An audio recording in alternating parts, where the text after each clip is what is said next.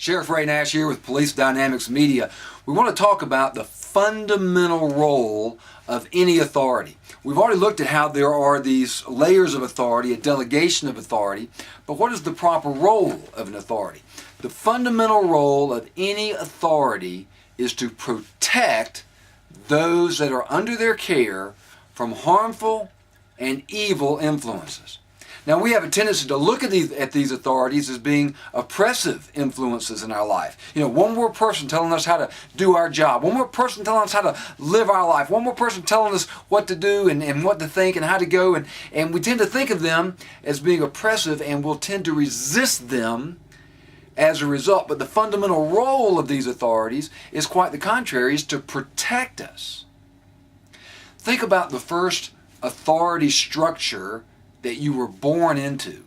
It's the authority of your parents. And when you were a child, your parents may have said something to you like this: don't go play in the streets. Now, the reason your parents told you that is, well, your parents didn't like you very much, and your parents really didn't want you to have any fun out there playing in the streets. And besides that, somebody had to show you who was boss around here, right?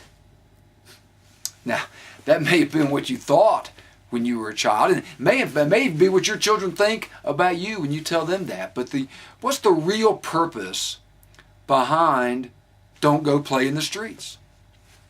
It's protection. You know, we know that there's danger out there on the streets, danger that we want to protect our children from, and incidentally, danger that they cannot see. Oh, you mean there's something wrong with their eyesight? Well, we can take them to an eye doctor. No. There's nothing wrong with their vision. They can see the car or the truck. What they fail to see is the danger that the car or the truck represents, because our children do not yet understand causes and effects. They don't know how the world works yet. They have these blinders on. They keep them from seeing life from a greater perspective. And that really is a definition of maturity, is seeing things from a greater perspective. So consequently, we have to build protections into their life. When they're really little, we put them in a cage. Now, we don't call it a cage. That sounds too cruel. We call it a crib or a playpen. But essentially, we put them in a cage, not to punish them in any way, but to protect them. And if they get old enough to crawl out of the crib, well, now we got to lock all the doors. And we put them little plastic things over the electrical outlets so they don't hurt themselves. And when they get old enough to open the door, we've got to have a fenced-in backyard. And if they're old enough to jump the fence, well, now we've got to have some rules. You can go here, you can't go there. Better not cross this street. Better not go out in that road by yourself. You can play with this person, but you can't play with that person, and you better be home by a certain time. Here's a good illustration. Here's a little boy on the side of the road. Now, he's got a limited view of the world. And he looks out in the road, and right there in the middle of the road is a dead squirrel. And he thinks, hey, cool, a dead squirrel. I think I'll go check it out. Never stopping to ask himself, I wonder what killed that squirrel. And I wonder if the same thing that killed that squirrel might present a danger to me. Children don't think that way yet. Now, hopefully, as they grow older, they also will grow wiser and begin to see life from a greater perspective. But when they're young, they don't understand cause and effect yet, and we have, as their authority, we have to protect them. And they will view us at times as being oppressive or overly restrictive, but really the motivation there is for protection. Now, let's equate this same principle into the law enforcement profession. You know, what do we want to protect you from? Well, liability is a huge one.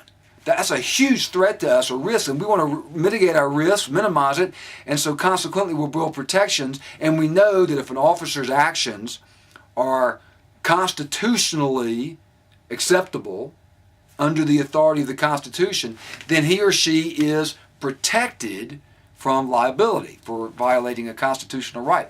If your actions are consistent with legislative authority, then you are, among other things, protected from prosecution for a violation of the law. If your actions are consistent with the orders and directions of your boss or your superior, then you are, among other things, protected from punishment or disciplinary action for being disobedient. And if your actions are consistent with policy, you are, among other things, protected from the consequences of your poor decisions.